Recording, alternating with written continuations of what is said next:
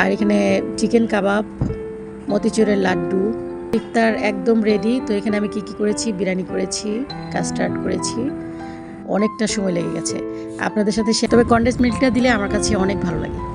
বলক আসার সাথে সাথেই বুরিন্দাগুলো দিয়ে দিচ্ছি, কারণ এগুলো সহজে উঠতে চায় না, তখন হাত দিয়ে ঘষে ঘষে তুলতে। রান্না করলে কিন্তু অনেক ভালো লাগে খেতে, সত্যি বলছি। হ্যালো এভরিওয়ান, আসসালামু আলাইকুম। কেমন আছেন আপনারা সবাই? আশা করছি সবাই খুব ভালো আছেন এবং সুস্থ আছেন। তো আজকে আমি অ্যাকোরিয়ামের দোকানে চলে আসলাম একটা অ্যাকোরিয়াম নিব বলে। এখানে এসে দেখি আমি যেমন অ্যাকোরিয়াম চাচ্ছিলাম তেমনটা নাই। তো কি আর করা, যা ওদের কাছে রেডি করা আছে তাই নিয়ে যাব। আসলে শখের আধানাও কিন্তু অনেক দামি, তাই না? অ্যাকোরিয়ামটা সেট করতে করতে প্রায় আধা ঘন্টা লেগে গেছে। তো অ্যাকোরিয়ামের জন্য এখানে আমি পাথর নিচ্ছি, সাদা পাথর আর কিছু রঙিলা পাথর। তবে সাদা পাথরটা আমি 2 কেজি নিয়েছি আর রঙিলা পাথর নিয়েছি 1 কেজি। অ্যাকোরিয়ামের ভিতরে সবুজ আর রং বেরঙের কিছু গাছ দেওয়ার জন্য আমি এখন গাছ বেছে নিচ্ছি। তো আমার কাছে সবথেকে বেশি ভালো লাগছে সবুজ আর সাদা ফুল গাছ। সবুজের জন্য আমি একটা বট গাছ নিয়েছি আর সাদা ফুল নিয়েছি 2টা। আরেকটা গাছ নিয়েছি আমি একটু রঙিলা টাইপের, সেটা হচ্ছে পার্পল কালার। তো এই তো বাসায় এনে আমি সব কিছু গুছিয়ে নিয়েছি, কারণ এটা গোছাতে অনেকটা সময় লেগে গেছে।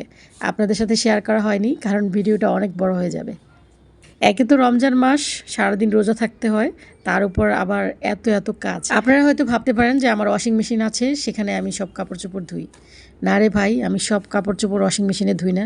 কিছু কাপড় আমি নিজের হাতেও ধুই, সেগুলো হচ্ছে আপনাদের ভাইয়ের কাপড়। আর এই কাপড়গুলো কিন্তু আমি বুয়াকে দিয়েও ধোয়াতে পারি না, কারণ বুয়ার হাতের কাপড় ধোয়া তার একদমই পছন্দ না। সেজন্য আমাকে এগুলো কষ্ট করে ধুতে হয়। রোজা থেকে কাপড় ধোয়াটা কত কষ্টের সেটা তো আপনারা সবাই জানেন। তো যাই হোক, আমি আমার ঘরের টুকিটাকি যে জিনিসগুলো আছে সেগুলো আপাতত ধুয়ে নেব, যেহেতু ঈদ চলে আসছে আর মাত্র কয়েকটা দিন বাকি। একদিনেই সব কাজ আমি কখনোই হাতে নিতে চাই না, সেজন্য প্রতিদিন অল্প অল্প করে করার চেষ্টা করি। একবারে অনেক কাজ হাতে নিলে কিন্তু অনেক কষ্ট, সেজন্য অল্প অল্প করে করে নিলে অনেক ভালো হয়। সবুজ গাছ লতা পাতা আমার ভীষণ পছন্দ, সেজন্য আমার ঘরের কর্নারে কর্নারে সব সবুজ দিয়ে ভরে রেখেছি আমি। তো এগুলো ধুতে গেলেও কিন্তু অনেক কষ্ট হয়ে যায়। তো যাই হোক, আমি অল্প অল্প করেই সব কিছু করার চেষ্টা করি। এই গাছগুলো খুব বেশি ময়লা হতে দেওয়া যাবে না, খুব বেশি ময়লা হতে দিলে কিন্তু এগুলো সহজে উঠতে চায় না, তখন হাত দিয়ে ঘষে ঘষে তুলতে হয়। আর যদি হালকা ময়লা হওয়ার সাথে সাথে ধুয়ে ফেলি, তাহলে জাস্ট শাওয়ারের নিচে রেখে দিলেই ধোয়া হয়ে যায়। সাদা বেসিং যদি আপনারা একদম ঝকঝকে তকতকে পরিষ্কার রাখতে চান, তাহলে অবশ্যই ডিটারজেন্টের সাথে একটু হারপিক দিয়ে নেবেন। আর হারপিক দিয়ে সাথে সাথে ধুয়ে ফেলবেন না, প্রায় আধা ঘন্টার মতো রেখে দিবেন। রেখে দেওয়ার পর একটা স্কারবার দিয়ে খুব সুন্দর করে ডলে ডলে পরিষ্কার করে ফেলবেন, তাহলে দেখবেন সাদা বেসিং একদম খিলখিল করে হাসবে।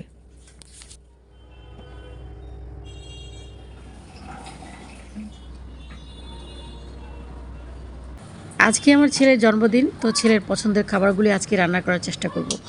তো আমি আজকে কাবাব করব। কাবাবের জন্য এখানে আমি বুটের ডাল, মাংস আর একটা আলু সিদ্ধ বসিয়ে দিয়েছি। আর বানাবো মতিচুরের লাড্ডু, বিরিয়ানি। এগুলো আমার ছেলে ভীষণ পছন্দ করে, তো এগুলো সব আইটেমই আজকে রাখবো।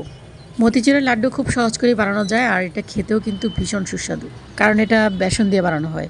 তো বেসনগুলোকে আমি খুব বেশি পাতলাও করিনি, আবার খুব বেশি ভারীও করিনি। একদম মিডিয়াম ওয়েতে রেখে তারপর খুব সুন্দর করে ময়ান করে নিয়েছি। এখন এগুলোকে আমি একটা বোতলের ভিতর ভরে নিয়েছি আর ফুটো করে নিয়েছি বোতলের মুখটা, কারণ এগুলো যত ফোটা ফোটা করে বের হবে দেখতে তত সুন্দর হবে, লাইক বুরিন্দার মতো একটা লুক আসবে আর কি।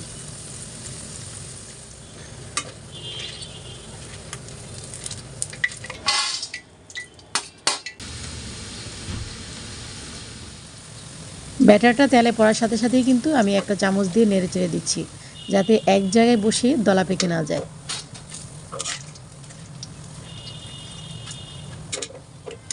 ফাইনালি আমার বুরিন্দা বানানো শেষ। এখন আমি চিনি শিরা করব। তো চিনি শিরার জন্য আমি এখানে 3-4টা এলাচি দিয়ে দিলাম। আর এখন আমি বুরিন্দার পরিমাপ করে পানি এবং চিনি দুটোই দিয়ে দিলাম। সামান্য একটু ফুড কালার দিয়ে দিচ্ছি, যাতে লাড্ডুর কালারটা অনেক সুন্দর আসে। যেই সাইডটা একটু বড় বড় হয়েছে সেগুলো আমি ভেঙে ভেঙে দিচ্ছি এইভাবে। খুব বেশি গুঁড়া করা যাবে না, একটু আস্তে আস্তে রাখতে হবে, ঠিক এরকম।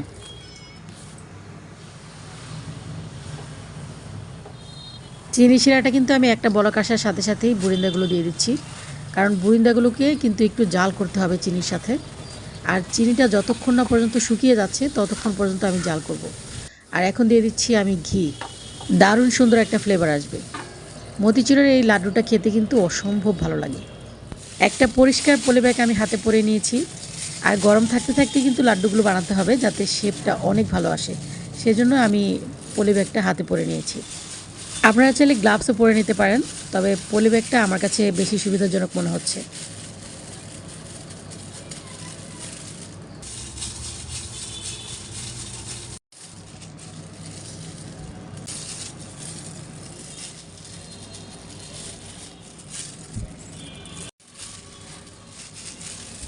মাশাল্লাহ অনেকগুলো বানানো হয়েছে, আর এটা দেখতেও বেশ ইয়াম্মি লাগছে।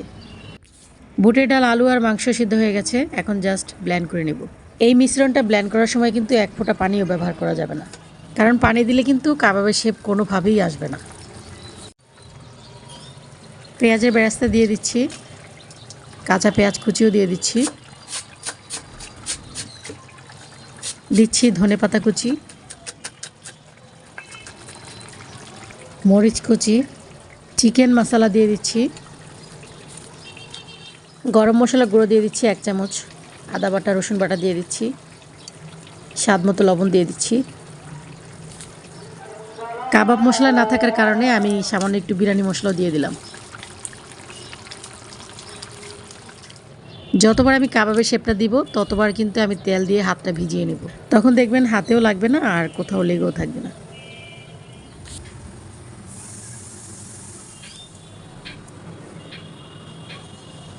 মাংস ভিজিয়েছি কারণ আজকে বিরিয়ানি রান্না হবে।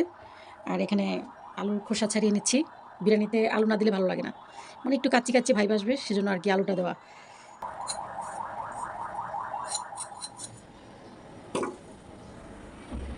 তো এখানে আমার বিরিয়ানির জন্য সব কিছু কাটাকাটি হয়ে গেছে, আলুর খোসা ছাড়িয়ে ধুয়ে নিয়েছি, এখানে চিকেনটাও কেটে ধুয়ে নিয়েছি, আর এখানে 3টা লেবু নিয়েছি কারণ আজকে আমি অনেকগুলো দুধ নিয়েছি সেজন্য। আর এখানে পেঁয়াজগুলো কুচি করে নিয়েছি, আর নিয়েছি কাঁচামরিচ। এই কাঁচামরিচটা আমি ব্লেন্ড করে দিব, তো শুধু কাঁচামরিচ দিব না, সাথে পেঁয়াজ কুচিও দিব একসাথে। বেশ খানিকটা কাঁচামরিচ নিয়েছি কারণ একটু ঝাল ঝাল হলে বিরিয়ানি খেতে ভালো লাগবে। এখন দিয়ে দিব কয়েকটা পেঁয়াজ কুচি। যেহেতু বিরিয়ানিতে পেঁয়াজের বেরেস্তাটা বেশি দেওয়া হয়, সেজন্য কাঁচা পেঁয়াজ আমি এইভাবে মরিচের সাথে ব্লেন্ড করে দিই।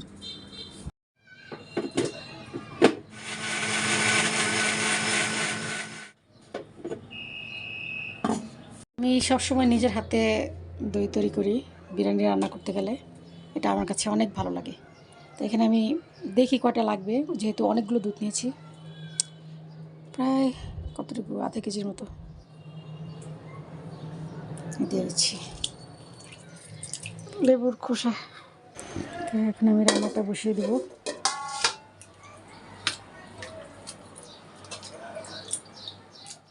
একদম ঠান্ডা দুধের উপর কিন্তু আমি লেবু মিক্স করেছি, যার কারণে দুধটা এখনও বসেনি।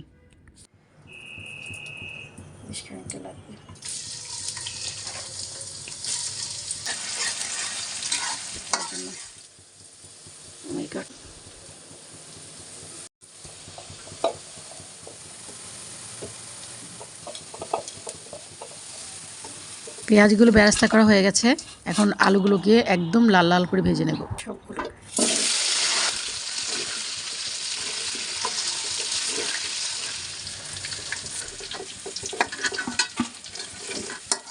বিরিয়ানিতে ডিম দিলে আমার ছেলেমেয়েরা খুব পছন্দ করে, সেজন্য আমি যখনই বিরিয়ানি রান্না করি তখনই ডিম দেওয়ার চেষ্টা করি।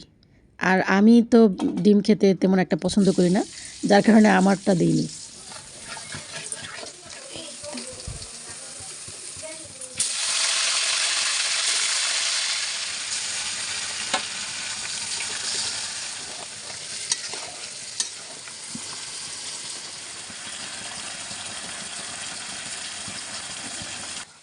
ডিম, আলু আর চিকেনগুলোকে একটু ভালো করে ভেজে তারপরে কিন্তু আমি মশলাটা অ্যাড করব। একটু বড় চামচের 2 চামচ ভরে ভরে আদা রসুন পেস্ট দিয়ে দিলাম। এখন দিয়ে দিচ্ছি মরিচ আর পেঁয়াজের পেস্ট, ওটাই দিয়ে দিচ্ছি। গরম মশলা গুঁড়ো, লবণ। চিকেনটা আপনি যত ভালো করে ভেজে নেবেন চিকেনের টেস্টটা অনেক ভালো আসবে। এখন আমি টক দই দিয়ে দেবো, যেটা পুরোটাই দিয়ে দেবো, পুরোটাই দিয়ে দিচ্ছি।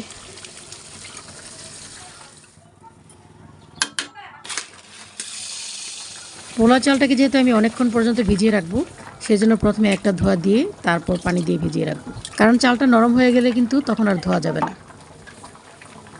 যেহেতু এখানে প্রায় 1.5 কেজির মতো মুরগি আছে, তাই আমি বিরিয়ানি মশলার অর্ধেকটা দিয়ে দেব।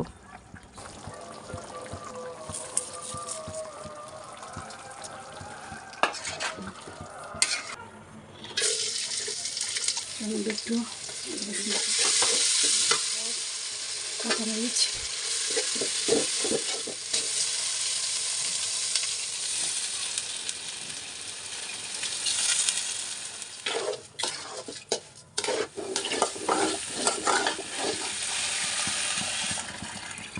পোলার চালের উপর আবার একটু বিরিয়ানি মশলা দিয়ে দেব, যাতে চালের স্বাদটা অনেক ভালো আসে।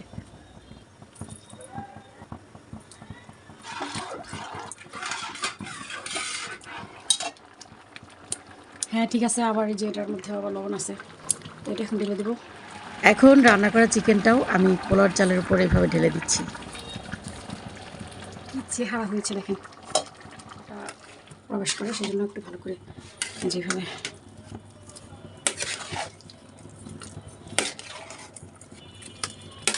এটা তারপরে করা যাবে না, এটা এখনই করতে হবে।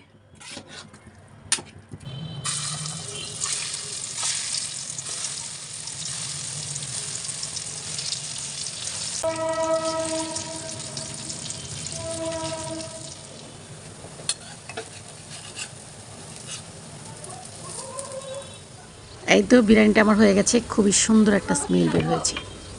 আর এদিকে কাবাবগুলো আমার বানানো হয়ে গেছে, সময়ও প্রায় শেষ। খুবই ঝটপট করে এখন আমাকে ফ্রুট কাস্টার্ডটা বানাতে হচ্ছে, কারণ সময় একেবারেই নেই হাতে। তো দুধটা কিন্তু আমি আগেই ভালো করে জাল করে নিয়েছিলাম, তার উপর এখন আমি কাস্টার্ড পাউডার একটু সামান্য পানি দিয়ে গুলিয়ে এখন দুধের উপর দিয়ে দিয়েছি। আর একদমই সামান্য চিনি ব্যবহার করছি, যেহেতু ফলগুলো সবই মিষ্টি। আজকে কনডেন্স মিল্ক ছাড়াই বানাচ্ছি, জানি না কেমন হবে, আল্লাহই জানে। তবে কনডেন্স মিল্কটা দিলে আমার কাছে অনেক ভালো লাগে। দুধটা পুরোপুরি ঠান্ডা হয়ে যাওয়ার পরেই কিন্তু আমি ফলগুলো ঢেলে দিয়েছি। আর কালারটা দেখেন মাশাল্লাহ। যেহেতু ইফতারের আর মাত্র 5 মিনিট বাকি আছে, তো এখন আমি বিরিয়ানিটা খুব সুন্দর করে বেড়ে টেবিলে রেখে দেব। চিকেন বিরিয়ানি আসলে অনেকভাবেই রান্না করা যায়, তবে আজকে আমি যেভাবে রান্না করেছি এইভাবে রান্না করলে কিন্তু অনেক ভালো লাগে খেতে, সত্যি বলছি। সেজন্যই আমার ছেলেমেয়েরা বিরিয়ানি খেতে এত পছন্দ করে।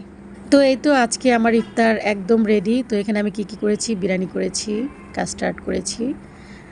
গতকালকে আমার মেয়ে তার ভাইয়ের জন্য কেক বানিয়েছে, এই যে দেখেন কেকটা অনেক সুন্দর হয়েছে মাশাল্লাহ। আর এখানে চিকেন কাবাব, মতিচুরের লাড্ডু। ব্যাস এই তো আজকে আর ইফতার। আমার আজকের ভিডিওটি আপনাদের কাছে কেমন লেগেছে অবশ্যই কমেন্ট করে জানাবেন। যদি ভালো লেগে থাকে তাহলে প্লিজ একটা লাইক করে দেবেন। আজ এই পর্যন্তই, ফিরে আসবো নতুন আরেকটি ব্লগ নিয়ে। সেই পর্যন্ত সবাই ভালো থাকবেন, সুস্থ থাকবেন, আমাদের সবার জন্য দোয়া করবেন। আল্লাহ হাফিজ, আসসালামু আলাইকুম।